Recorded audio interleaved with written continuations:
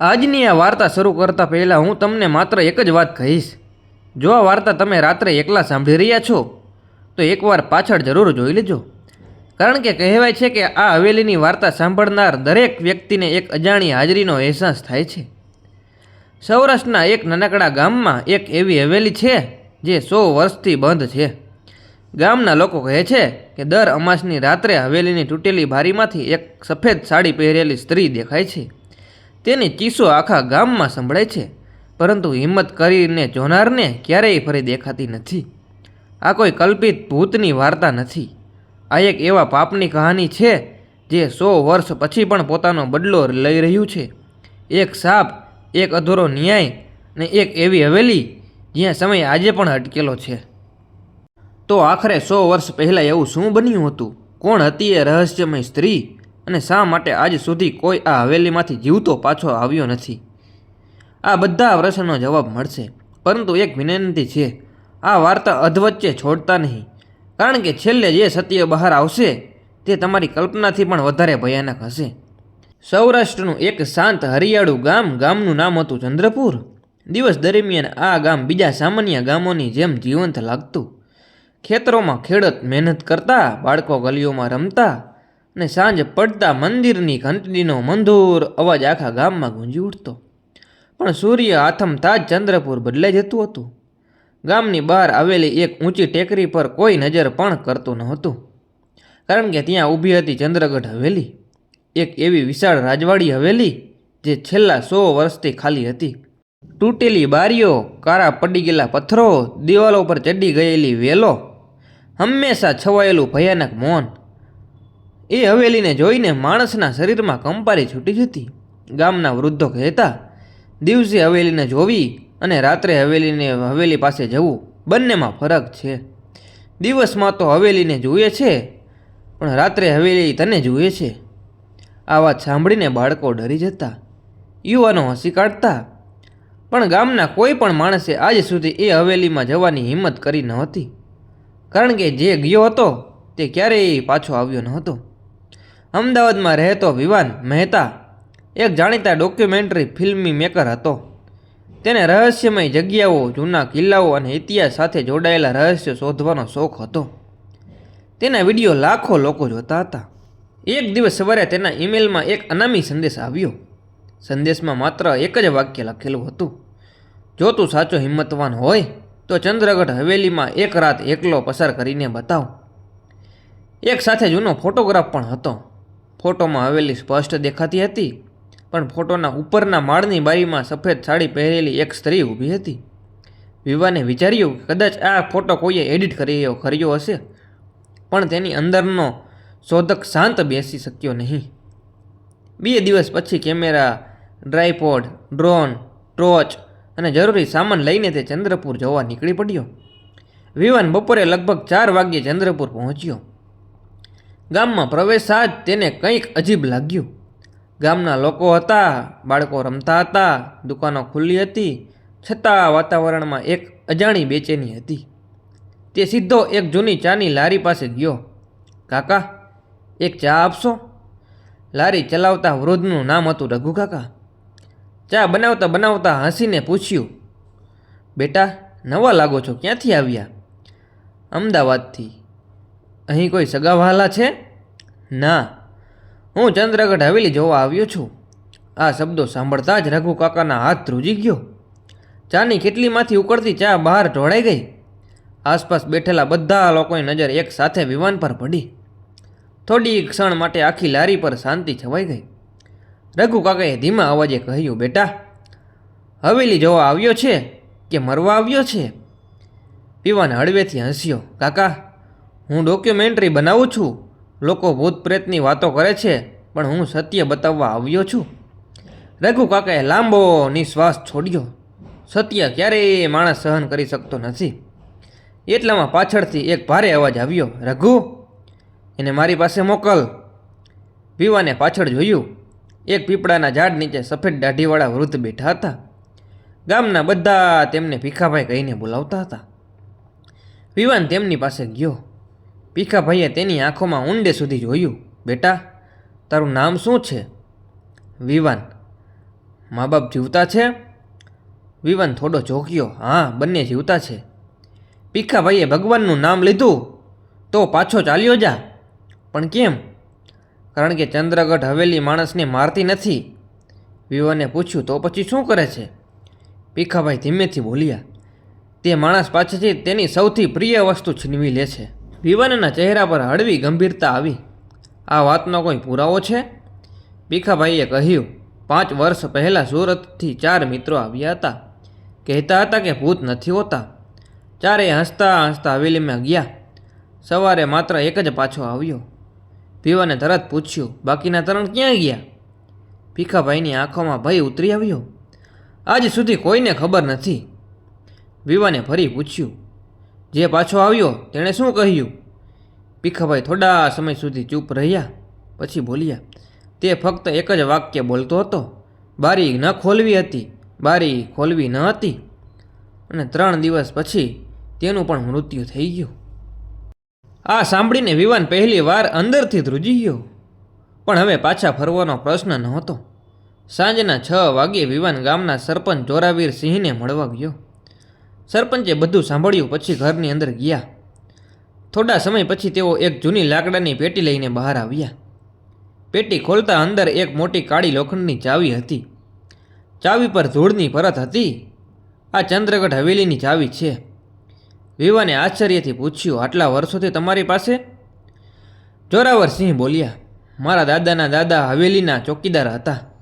તેમણે ચાવી વિવાનના હાથમાં મૂકી. પછી ખૂબ ગંભીર અવાજમાં કહ્યું. જો અંદર જવાનું નક્કી જ કર્યું હોય તો મારી 2 વાત ક્યારેય ભૂલતો નહીં. કઈ વાત? પહેલી વાત, રાત્રે 12 વાગ્યા પછી જો કોઈ સ્ત્રી તને નામ લઈને બોલાવે તો પાછળ જોવું નહીં.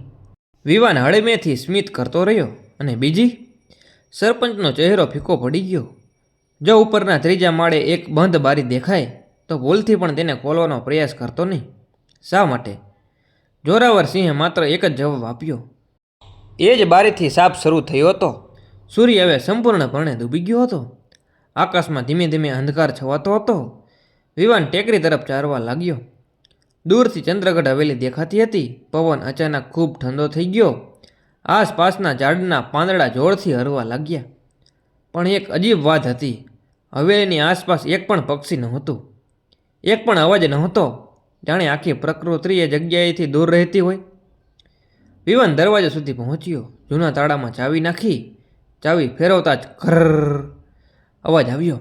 100 વર્ષ બંધ રહેલો દરવાજો ધીમે ધીમે ખોલવા લાગ્યો. અંદરથી બરફ જેવી ઠંડી હવાનો ઝોકો બહાર આવ્યો. વિવાને કેમેરા ચાલુ કર્યો. હું હવે ચંદ્રગઢ હવેલીની અંદર પ્રવેશી રહ્યો છું. તે અંદર ગયો. મોટો હોલ, તૂટેલો ઝુમ્મર, દિવાલો પર રાજ પરિવારના ચિત્રો અને ચારેય બાજુ ગાઢ અંધકાર. વિવાન ટોચનો પ્રકાશ ફેરવી રહ્યો હતો. એ જ સમયે તેની નજર એક ચિત્ર પર પડી. ચિત્રમાં રાજા અને રાણી ઊભા હતા. પણ રાણીની આંખો જાણે તેની દરેક હિલચાલ પર નજર રાખી રહી હતી. વિવાને કેમેરો ચિત્ર તરફ ફેરવ્યો. એ જ ક્ષણે ઉપરના માળેથી ઠક ઠક અવાજ, કોઈના પગલાંનો સ્પષ્ટ અવાજ આવવા લાગ્યો. વિવાને ટોચ સીડીઓ તરફ ફેરવી. પણ ત્યાં કોઈ નહોતું. વિવાને ફરી એકવાર સીડીઓ તરફ ટોચનો પ્રકાશ કર્યો. સીડીઓ સંપૂર્ણ ખાલી હતી. પણ પગલાંનો અવાજ હજુ પણ આવી રહ્યો હતો. ઠક ઠક ઠક, જાણે કોઈ અદૃશ્ય વ્યક્તિ ધીમે ધીમે નીચે ઉતરી રહી હોય. વિવાને હિંમત કરીને અવાજ આપ્યો. કોણ છે ત્યાં? જવાબમાં માત્ર હવેલીમાં ગુંજતો પડઘો જ સંભળાયો. કોણ છે ત્યાં? કોણ છે ત્યાં? અચાનક અવાજ બંધ થઈ ગયો. આખી હવેલીમાં ફરીથી ભયાનક શાંતિ છવાઈ ગઈ. વિવાને ઊંડો શ્વાસ લીધો. કદાચ લાકડાની સીડીઓ પવનના કારણે અવાજ કરતી હશે, એમ કહીને તેણે પોતાની જાતને સમજાવવાનો પ્રયત્ન કર્યો. તે કેમેરો લઈને હોલમાં આગળ વધ્યો. હોલના એક ખૂણામાં વર્ષોથી બંધ પડેલો એક વિશાળ પિયાનો હતો. તેની ઉપર ધૂળની જાડી પડત જામી ગઈ હતી. વિવાને કેમેરો તેની તરફ ફેરવ્યો. એ જ સમયે ટીન ટીન, પિયાનાની એક કી પોતાની મેળે દબાઈ ગઈ. વિવાન એકદમ ચોંકી ગયો. તે ધીમે ધીમે પિયાનો પાસે ગયો. આસપાસ કોઈ નહોતું. દરવાજા બંધ હતા. પવન પણ નહોતો. પણ પિયાનોમાંથી ફરી અવાજ આવ્યો. ટીન ટીન ટીન, જાણે કોઈ અદૃશ્ય હાથ સંગીત વગાડી રહ્યો હોય. વિવાનનું ગળું સુકાઈ ગયું. તે ઝડપથી ત્યાંથી દૂર ખસી ગયો. હોલની પાછળ એક લાંબો અંધારો કોરિડોર હતો. દિવાલ પર જૂના દીવાઓ લટકતા હતા, બધા બુજાઈ ચૂક્યા હતા. કોરિડોરના અંતે એક મોટો અરીસો દેખાતો હતો. વિવાન તેની સામે જઈને ઊભો રહ્યો. ટોચનો પ્રકાશ અરીસા પર પડ્યો. તેને પોતાનો જ ચહેરો દેખાયો, પણ એક ક્ષણ માટે તેને લાગ્યું કે અરીસામાં તેના પાછળ કોઈ ઊભું છે. સફેદ કપડાં, લાંબા ખુલ્લા વાળ. વિવાન ગભરાઈને પાછળ ફર્યો. પાછળ કોઈ જ નહોતું. તે ફરી અરીસા તરફ જોયું. હવે અરીસામાં પણ તે એકલો જ હતો. આ બધું મારા મનનો ભ્રમ હશે, તે પોતાની જાતને સમજાવતો રહ્યો. રાત્રિના લગભગ 11 વાગ્યા હતા. વિવાને નક્કી કર્યું કે હોલમાં કેમેરો ગોઠવીને થોડો આરામ કરવો. તેણે તે ખુરશી સાફ કરી, બેગ બાજુમાં મૂકી, કેમેરો ચાલુ રાખ્યો. થોડા સમય પછી તેને નીંદર આવી ગઈ. કેટલી વાર વીતી ગઈ તેને ખબર જ ન પડી.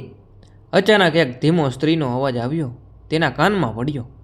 વિવાન! તે ચમકીને જાગી ગયો. આસપાસ કોઈ નહોતું. તેને યાદ આવ્યું, સરપંચે શું કહ્યું હતું, જો કોઈ તને નામ લઈને બોલાવે તો પાછળ જોવું નહીં. વિવાને શાંત રહેવાનો પ્રયત્ન કર્યો, પણ ફરી એ જ અવાજ આવ્યો. આ વખતે થોડો નજીકથી. વિવાન! તેના શરીરના રૂંવાડા ઊભા થઈ ગયા. અવાજ હવે તેની પાછળથી આવી રહ્યો હતો. તે ધીમે ધીમે આંખો બંધ કરીને બેઠો રહ્યો.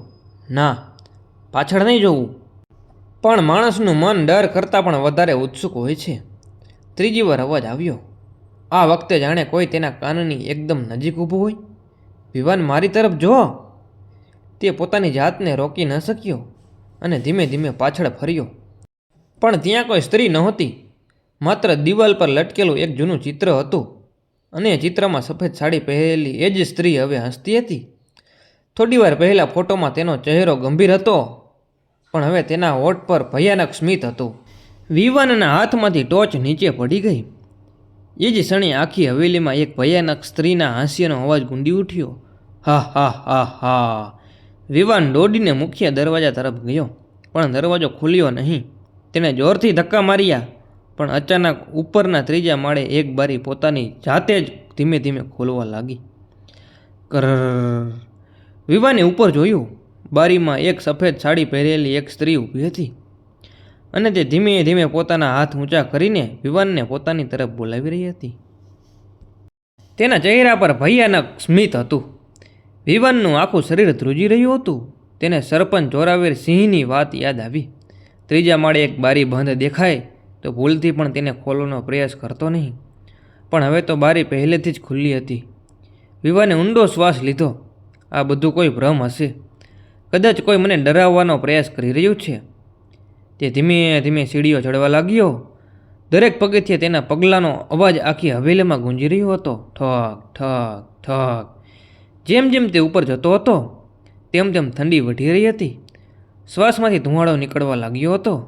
ત્રીજા માળે પહોંચતા જ આખો માળ ઘોર અંધકારમાં ડૂબેલો હતો. ટોચનો પ્રકાશ પણ જાણે નબળો પડી ગયો હતો. વિવાને બારી તરફ જોયું, પણ ત્યાં હવે કોઈ નહોતું. સફેદ સાડી પહેરેલી સ્ત્રી અચાનક ગાયબ થઈ ગઈ હતી. આ કેવી રીતે શક્ય છે? તે ધીમે ધીમે આગળ વધ્યો. ત્રીજા માળે કુલ 5 ઓરડાઓ હતા. 4ના દરવાજા તૂટેલા હતા, પણ વચ્ચેનો એક દરવાજો હજુ પણ બંધ હતો. દરવાજા પર જંગ લાગેલી પિત્તળની તકતી હતી. તેના પર લખેલું હતું, રાણી મૃણાલિનીનો ઓરડો. વિવાને દરવાજાને ધક્કો માર્યો. દરવાજો ખુલ્યો નહીં. બીજો ધક્કો મારતા જ ઘર દરવાજો ખુલ્યો. અંદર વર્ષોથી જૂની ધૂળ હતી. એક જૂનો પલંગ, તૂટેલો અરીસું, લાકડાનો કબાટ અને એક બારી પાસે ઝૂલતી ખુરશી. સૌથી અજીબ વાત એ હતી કે ઓરડામાં પણ ઝૂલતી ખુરશી પોતાની મેળે ધીમે ધીમે હલી રહી હતી. ચૂં ચૂં અવાજ આવી રહ્યો હતો. વિવાને આખો ઓરડો તપાસવાનું શરૂ કર્યું. કબાટ ખોલ્યું. અંદર જૂના કપડાં હતા અને એક ચાંદીની પેટી પણ હતી. તે પેટી ખોલતા અંદર એક જૂની ચામડાની ડાયરી મળી. ડાયરી પર ધૂળની જાડી પરત હતી. પહેલા પાના પર સુંદર અક્ષરોમાં લખેલું હતું, આ મારી છેલ્લી ડાયરી છે. કોઈ આ વાંચી રહ્યો હોય તો સમજી લે કે હું હવે આ દુનિયામાં નથી. નીચે નામ લખ્યું હતું, રાણી મૃણાલિની. વિવાનના હૃદયના ધબકારા વધી ગયા. તેણે ડાયરી વાંચવાની શરૂઆત કરી.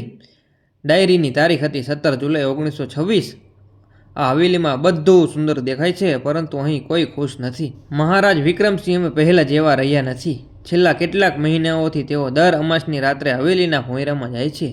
ત્યાં શું થાય છે કોઈને ખબર નથી. એક પછી એક નોકરો પણ ગાયબ થઈ રહ્યા છે, અને આખી હવેલીમાં કોઈ આ વિષય પર બોલવાની હિંમત કરતું નથી. વિવાન ધ્યાનથી વાંચી રહ્યો હતો. એટલામાં ઓરડાની બહારથી કોઈ ધીમે ધીમે ચાલતું હોય એવો અવાજ આવ્યો. ઠાક ઠાક ઠાક. વિવાને ટોર્ચ લઈને બહાર જોયું, પણ ત્યાં કોઈ નહોતું. તે પાછો ડાયરી વાંચવા બેઠો. ડાયરીની તારીખ હતી 2 ઓગસ્ટ 1926. આજે મેં પોતાની આંખે ભોંયરાનો દરવાજો જોયો. મહારાજ મધરાત્રે ત્યાં ગયા હતા. તેના કપડા પર લોહીના ડાઘ હતા. તેમની આંખોમાં એવો ગુસ્સો હતો કે હું ડરી ગઈ. મને લાગે છે હવેલી પર કોઈ સાપ નથી, પરંતુ આ સાપને જન્મ આપનાર માણસ આ હવેલીમાં રહે છે. વિવાનના હાથ કંપી ઉઠ્યા. તો શું સાપની શરૂઆત કોઈ ભૂતથી નહીં, પણ એક માણસથી થઈ હતી? એ જ ક્ષણે જોરદાર પવન ફૂંકાયો. ઓરડાની બારી ધડાકા ભેર બંધ થઈ ગઈ. ધડામ. વિવાન ચોંકીને ઊભો થઈ ગયો, અને ઓરડાનું બારણું પણ પોતાની મેળે બંધ થઈ ગયું. હવે તે અંદર ફસાઈ ગયો હતો. તે બારણું ખોલવા દોડ્યો, પણ બારણું જરાય પણ હલતું નહોતું. એટલામાં અરીસામાં કંઈક દેખાયો. વિવાન ધીમે ધીમે અરીસા તરફ વળ્યો. અરીસામાં તેની પાછળ એક સફેદ સાડી પહેરેલી એક સ્ત્રી ઊભી હતી. આ વખતે તેનો ચહેરો ડરામણો નહોતો. તેની આંખોમાં આંસુ હતા, અને ધીમા અવાજમાં કહ્યું, મને બચાવી લે, ભોંયરામાં સત્ય દફનાયેલું છે. વિવાન ગભરાઈને પાછળ ફર્યો, પણ પાછળ કોઈ નહોતું. ફરી અરીસા તરફ જોયું તો અરીસો પણ ખાલી હતો. માત્ર ડાયરીનું છેલ્લું પાનું પોતાની મેળે ખુલવા લાગ્યું.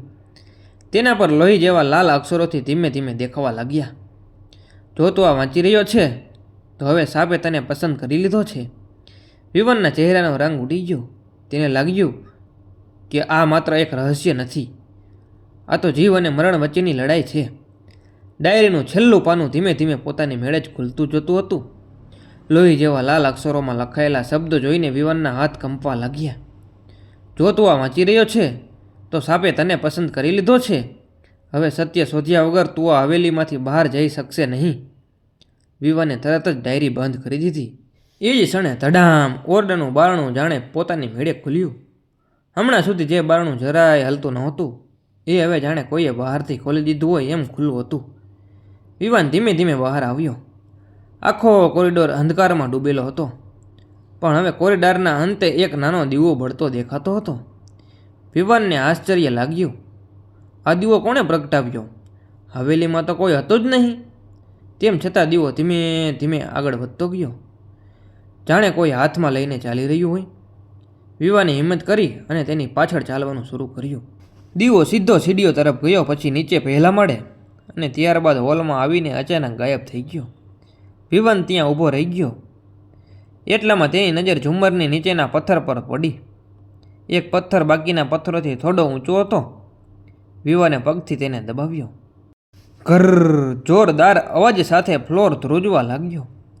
ઝુમ્મરની નીચેનો એક ભાગ સીધો ધીમે ધીમે ખસી ગયો, અને નીચે જતી પથ્થરની સાંકડી સીડીઓ દેખાઈ. આ જ હશે ભોંયરાનો રસ્તો. વિવાને ટોર્ચ મજબૂત પકડી કેમેરો ચાલુ કર્યો અને સીડીઓ ઉતરવા લાગ્યો. દરેક પગથિયું ભીનું હતું. દિવાલોમાંથી પાણી ટપકતું હતું. હવા ભારે અને ભેજવાળી હતી, જાણે વર્ષોથી અહીં સૂર્યનો પ્રકાશ આવ્યો જ ન હોય. થોડું નીચે પહોંચતા વિવાનને એક અજબ ગંધ આવી. તે ગંધ માટી જેવી નહોતી, એમાં કંઈક સડેલું હતું. તે આગળ વધ્યો.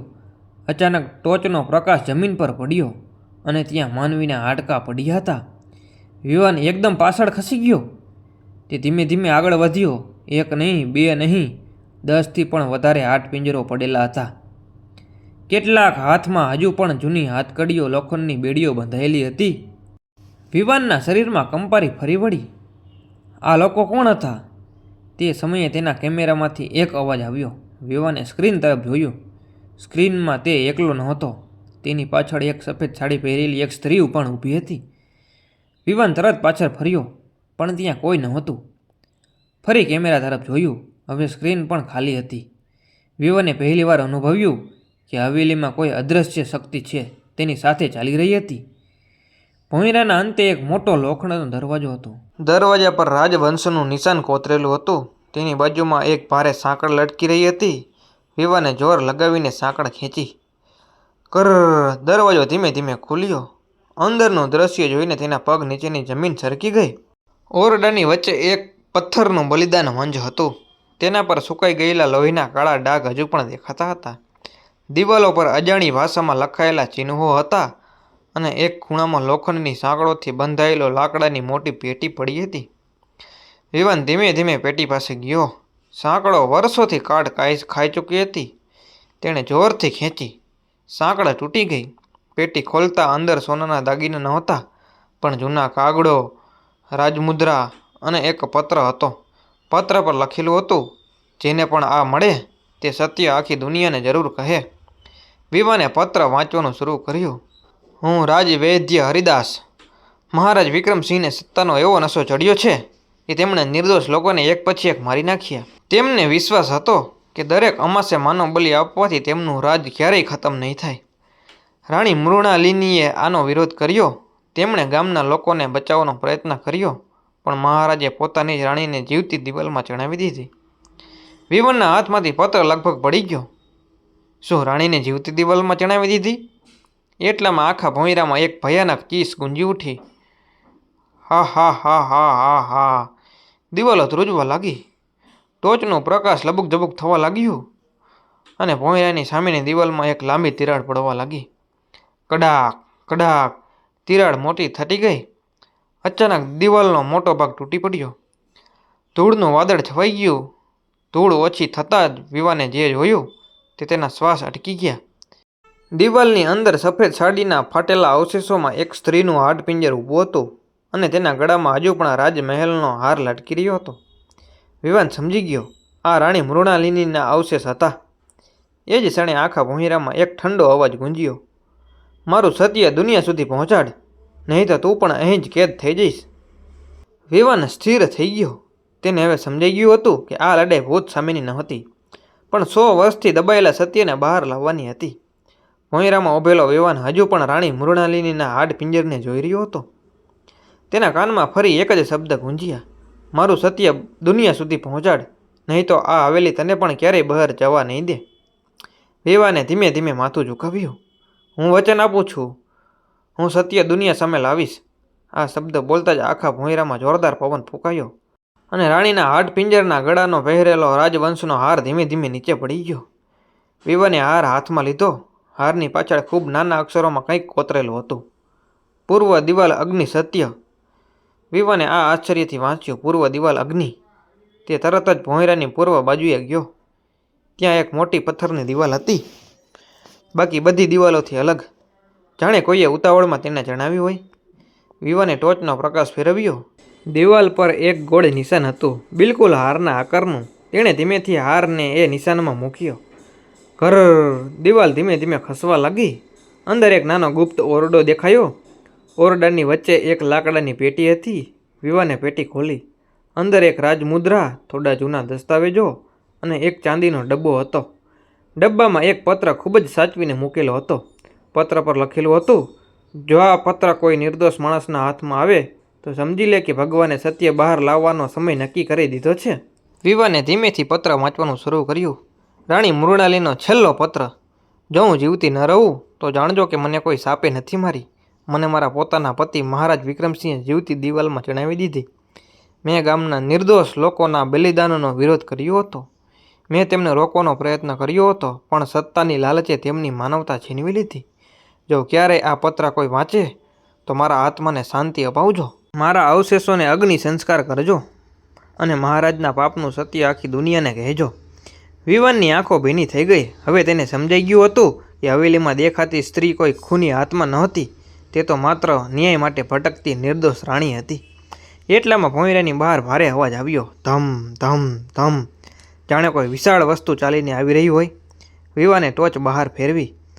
અંધકારમાં એક ઊંચી કાળી આકૃતિ ધીમે ધીમે તેની તરફ આવી રહી હતી. તેના માથે રાજાનું મુંગટ હતો, હાથમાં લાંબી તલવાર અને આંખોમાં લાલ અગ્નિ. વિવાનનો શ્વાસ અટકી ગયો. મહારાજ વિક્રમસિંહની આત્મા હતી. ભયાનક અવાજ ગુંજ્યો. 100 વર્ષથી કોઈ મારી હવેલીનું સત્ય બહાર લઈ જઈ શક્યું નથી. તું પણ નહીં લઈ જઈ શકે. આકૃતિએ તલવાર ઊંચી કરી. ભોંયરાની દિવાલો ધ્રુજવા લાગી. વિવાન ઝડપથી એક શાંત થાંભલાની પાછળ સંતાઈ ગયો.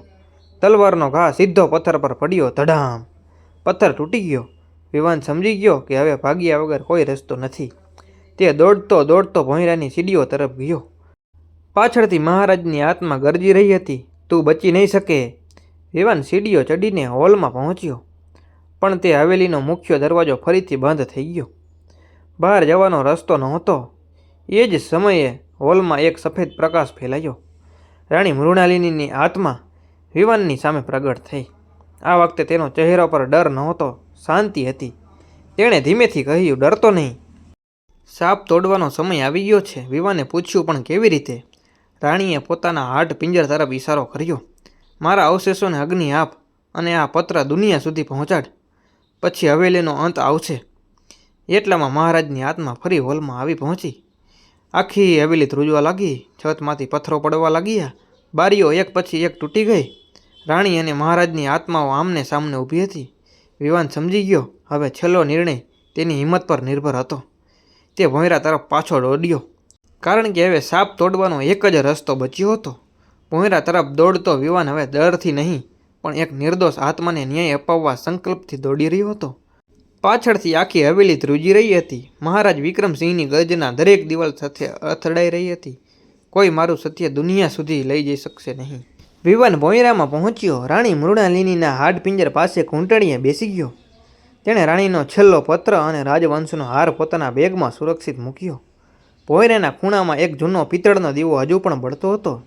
વિવાને લાકડાના સૂકા ટુકડાઓ ભેગા કર્યા. ધીમે ધીમે રાણીના અવશેષો અગ્નિ સંસ્કાર કરવાનું શરૂ કર્યું. જેમ જ અગ્નિ પ્રગટ થઈ, આખા ભોંયરામાં તેજસ્વી પ્રકાશ ફેલાઈ ગયો. એ જ ક્ષણે રાણી મૃણાલિનીની આત્મા ફરી પ્રગટ થઈ, પણ આ વખતે તેના ચહેરા પર વર્ષો પછીની શાંતિભર્યું સ્મિત હતું. તેણે હાથ જોડીને વિવાન તરફ જોયું. વિવાન, આજે 100 વર્ષ પછી મને ન્યાય મળ્યો છે. તારો ઉપકાર હું ક્યારેય ભૂલીશ નહીં. વિવાનની આંખોમાં પણ આંસુ આવી ગયા. મહારાણી, હવે તમારો શાપ સમાપ્ત થઈ જશે ને? રાણીએ ધીમેથી માથું હલાવ્યું. સાપ મારો નહોતો, સાપ તો પાપનો હતો. એટલામાં ભોંયરામાં જોરદાર વિસ્ફોટ જેવો અવાજ આવ્યો. ધડામ! મહારાજ વિક્રમસિંહની આત્મા અગ્નિની વચ્ચે દેખાઈ. તે ભયાનક ગુસ્સામાં ચીસ પાડી રહી હતી. ના, આ ન થઈ શકે. ના, આ ન થઈ શકે. તે વિવાન તરફ દોડી, પણ રાણીના અગ્નિમાંથી એક તેજસ્વી પ્રકાશ નીકળ્યો.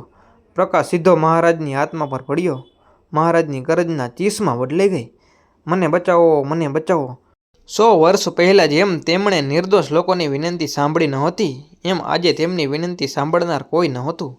ધીમે ધીમે તેમની આત્મા રાખ બનીને હવામાં વિખેરાઈ ગઈ. એ જ ક્ષણે ભોંયરાની બધી દિવાલો પર લખેલા અજાણ્યા ચિહ્નો પણ ગાયબ થઈ ગયા. હાડ પિંજરો પર બંધાયેલી બેડીઓ પોતે જ તૂટી ગઈ. જાણે વર્ષોથી કેદ થયેલી આત્માઓને પણ મુક્તિ મળી ગઈ હોય. હવે આખી હવેલી ધીમે ધીમે તૂટવા લાગી. છતમાંથી મોટા પથ્થરો પડવા લાગ્યા. વિવાન સમજી ગયો, જો હવે બહાર નહીં નીકળે તો તે પણ અહીં જ દફનાઈ જશે. તે ઝડપથી સીડીઓ ચડીને હોલમાં આવ્યો. મુખ્ય દરવાજો જે કલાકોથી બંધ હતો, તે હવે ધીમે ધીમે પોતાની મેળે ખુલવા લાગ્યો. વિવાન દોડીને હવેલીની બહાર નીકળી ગયો. જેમ જ તે ટેકરી પરથી નીચે આવ્યો, પાછળ ફરીને જોયું. એક જોરદાર ગડગડાટ સાથે ચંદ્રગઢ હવેલીનો મધ્ય ભાગ ધરાશાયી થઈ ગયો. ધૂળનું મોટું વાદળ ઉડ્યું અને થોડા જ ક્ષણોમાં 100 વર્ષથી ઊભેલી હવેલી ખંડેરમાં ફેરવાઈ ગઈ. બીજા દિવસે સવારે આખું ચંદ્રપુર ગામ ટેકરી પર ભેગું થયું. ગામ લોકોએ પહેલી વાર હવેલીના દરવાજા ખુલ્લા જોયા. વિવાને સરપંચ જોરાવરસિંહ, ભીખાભાઈ અને રઘુ કાકાને બધું કહી સંભળાવ્યું. રાણીનો પત્ર, રાજમુદ્રા અને ડાયરી ગામ લોકોને બતાવી. પત્ર વાંચતા જ ઘણા વૃદ્ધોની આંખોમાં આંસુ આવી ગયા. ભીખાભાઈ ધીમેથી બોલ્યા, આજે 100 વર્ષ પછી ચંદ્રપુરનો સૌથી મોટો ભાર ઉતરી ગયો. ગામના લોકોએ રાણી મૃણાલિનીની યાદમાં ટેકરી પર એક નાનું સ્મારક બનાવ્યું, જેના પર લખ્યું હતું, સત્ય દફનાવી શકાય પરંતુ હરાવી શકાય નહીં. વિવાને પોતાના ડોક્યુમેન્ટરી સમગ્ર દુનિયા સામે રજૂ કરી.